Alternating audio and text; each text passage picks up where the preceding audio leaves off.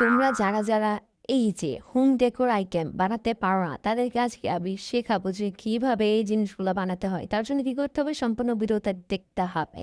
তো তার জন্য তোমাদের প্রথমে হচ্ছে একটা ব্যাগ লাগবে। এগুলা হচ্ছে আমাদের সবার ঘরে হচ্ছে অ্যাভেলেবেল থাকে।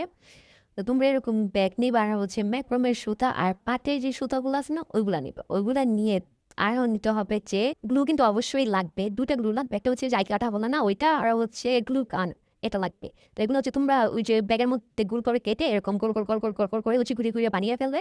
আর এই যে দেখো এখানে আমি এতগুলো আঠা নিয়েছি, আঠা আর পানি মিক্স করতে হবে। মিক্স করে এটা হচ্ছে ওই যে নিচের যে এটা আছে না, বানিয়েছে যে চুলের মতো যে দেখা যাচ্ছে, ওইখানে হচ্ছে আপনারা হচ্ছে এই যে তুলি দিয়ে হচ্ছে ব্রাশ করবে সুন্দর করে, তাহলে এটা হচ্ছে সোজা থাকবে।